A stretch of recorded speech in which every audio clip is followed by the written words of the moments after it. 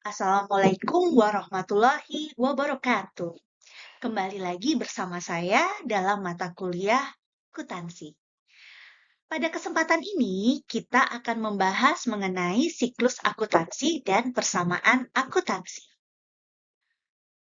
Untuk capaian pembelajarannya, diharapkan mahasiswa dapat menjelaskan tentang siklus akuntansi, transaksi perusahaan, prinsip persamaan akuntansi, dan menganalisis transaksi berdasarkan persamaan akuntansinya, serta memasukkan transaksi perusahaan ke persamaan akuntansi. Kemudian kita bahas mengenai siklus akuntansi, ya, yaitu langkah-langkah yang harus dipahami dalam siklus akuntansi. Yang pertama itu ada analisis transaksi keuangan. Dari analisis transaksi keuangan ini, itu nanti akan dicatat ke dalam jurnal transaksi. Selanjutnya, dari jurnal transaksi itu nanti akan diposting ke dalam buku besar. Dari buku besar, itu nanti akan disusun neraca saldonya. Apabila ada transaksi yang belum dicatat, atau ada penyesuaian, atau ada koreksi, maka harus dilakukan pencatatan jurnal penyesuaian. Nah, setelah pencatatan jurnal penyesuaian, itu harus kembali lagi masuk ke neraca saldo setelah penyesuaian. Selanjutnya, ke tahap menyiapkan laporan keuangan, yaitu dalam tahap ini kita akan membuat neraca lajur untuk mempersiapkan laporan keuangan. Nanti dari neraca lajur, maka kita akan bisa membuat laporan keuangan yang terdiri dari 3. Yang pertama adalah laporan laba rugi. Yang kedua, laporan perubahan modal. Dan yang ketiga adalah laporan posisi keuangan. Setelah laporan keuangan dibuat, tahap selanjutnya adalah melakukan pencatatan jurnal penutup.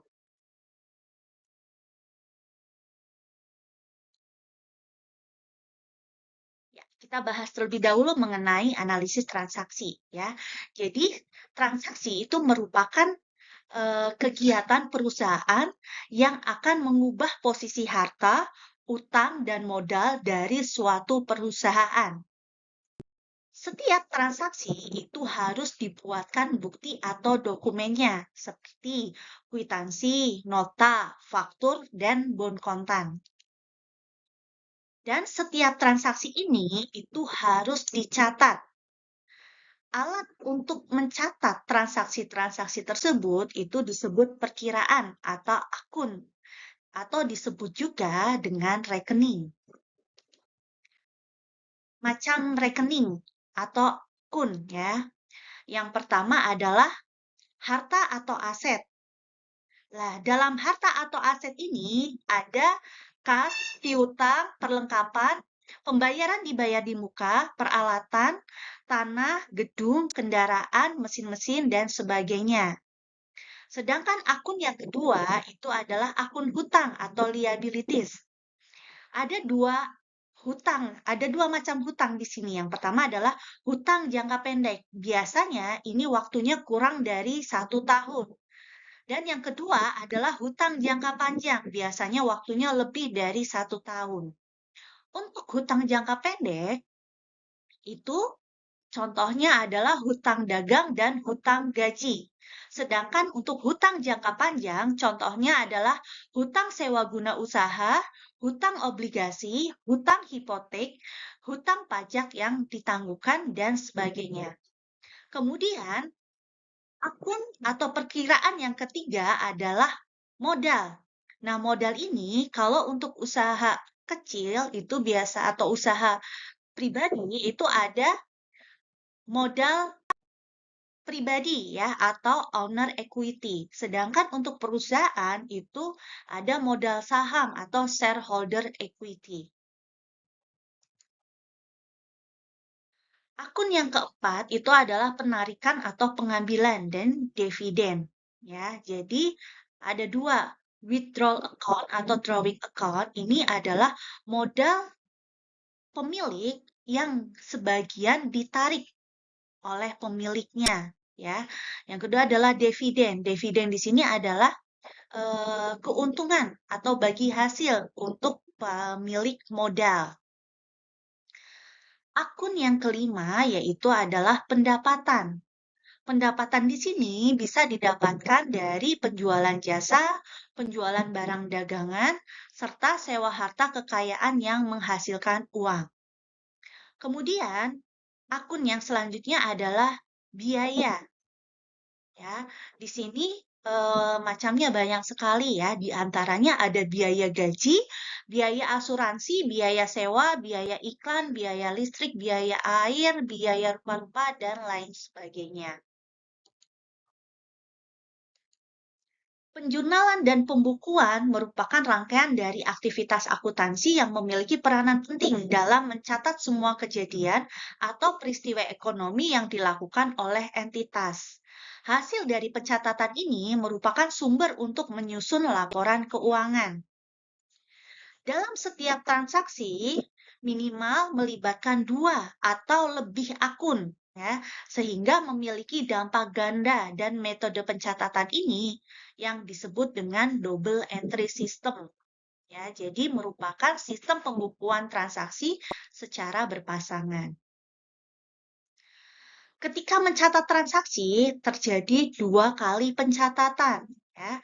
Di sebelah kanan itu debit, dan di sebelah kiri itu kredit. Dan jumlahnya harus sama atau balance di masing-masing sisi. Ya, jadi total debit harus sama dengan total kredit.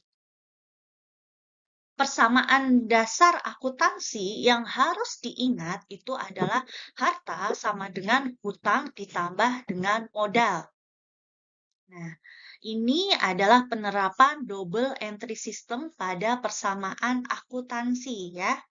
Jadi yang harus diperhatikan adalah jenis akunnya atau jenis perkiraannya.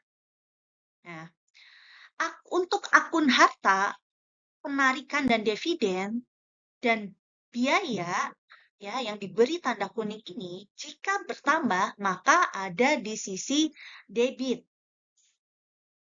Namun jika berkurang ada di sisi kredit. Sedangkan akun lainnya seperti utang, modal, dan pendapatan itu kebalikannya. Jika bertambah justru ada di sisi kredit. Dan jika berkurang itu justru ada tulisnya di sisi debit.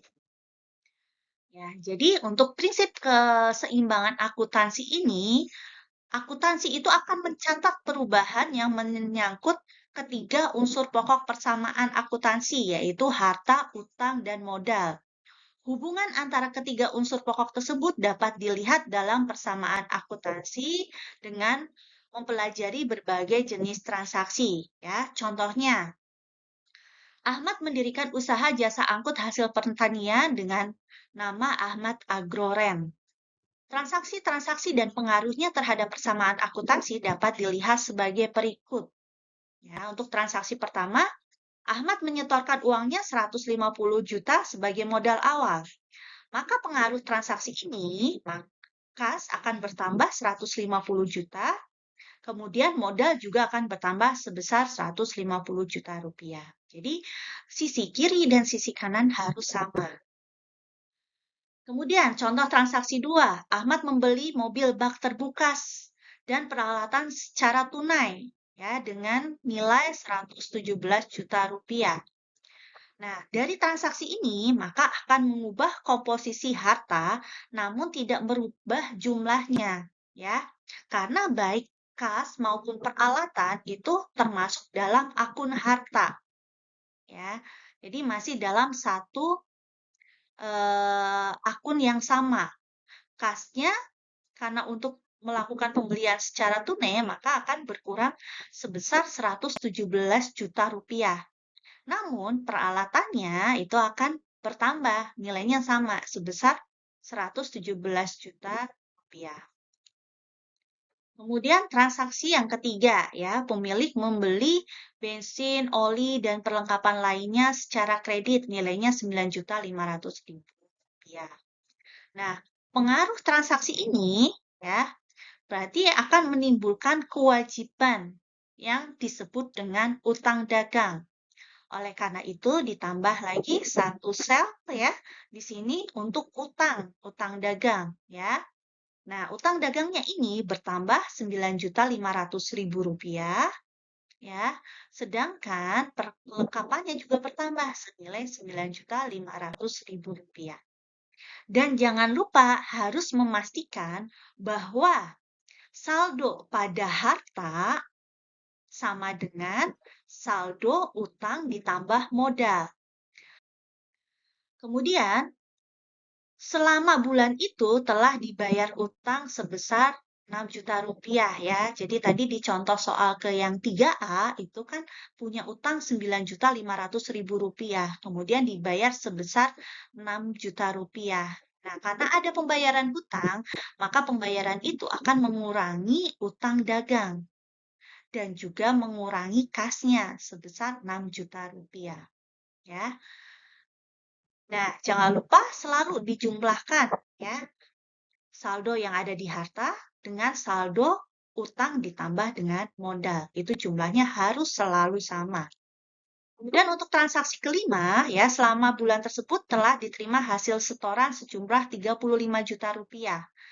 Nah, jadi transaksi ini akan menambah jumlah kas sebesar Rp35.000.000 dan juga akan menambah pendapatan sebesar Rp35.000.000 ya. Pada persamaan akuntansi, pendapatan akan ditambahkan terhadap modalnya. Ya, jadi ada penambahan di sisi kiri, ada penambahan juga di sisi kanan ya. Biar jumlah saldonya ini akan tetap selalu sama. Kemudian, contoh transaksi ke-6 yaitu biaya-biaya yang dibebankan dan dibayar selama sebulan, antara lain gaji, sewa, listrik, air, dan telepon, kemudian serba-serbi ya. Ini setelah ditotal, itu biayanya adalah Rp11.500.000. Jadi ini akan mengurangi kas dan juga akan mengurangi modal. Ya, jadi sisi kiri berkurang, sisi kanan juga ada yang berkurang.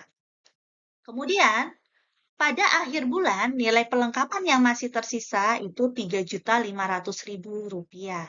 Berarti jumlah yang terpakai ya pada bulan ini, jumlah awal dikurangi dengan jumlah akhir. Nah, jumlah awalnya adalah Rp9.500.000 dikurangi dengan Rp3.500.000, jadi Rp2 yang merupakan biaya perusahaan. Ya, jadi yang terpengaruh adalah pada akun harta di bagian perlengkapan kurang 6 juta ya.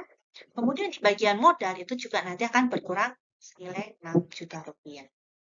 Jadi dari contoh-contoh yang tadi dijelaskan ya, perlu diingat beberapa ketentuan berikut ya. Yang pertama, suatu transaksi bisa mempengaruhi salah satu ruas saja dari kedua sisi persamaan akuntansi ataupun kedua-duanya.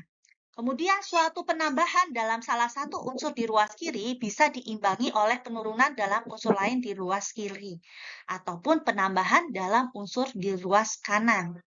Kemudian sebaliknya, suatu pengurangan dalam salah satu unsur di ruas kiri bisa diimbangi oleh penambahan unsur lain di ruas kiri atau pengurangan dalam unsur di ruas kanan. Kemudian pendapatan akan menambah modal, sedangkan biaya akan mengurangi modal. Pengambilan pribadi atau withdrawal tidak termasuk biaya perusahaan dan akan mengurangi modal atau mengurangi nilai investasi. Dan yang keenam, kedua sisi persamaan akuntansi itu harus sama dan harus seimbang. Baik, sekian pembahasan mengenai siklus akuntansi dan persamaan akuntansi. Terima kasih. Wassalamualaikum warahmatullahi wabarakatuh.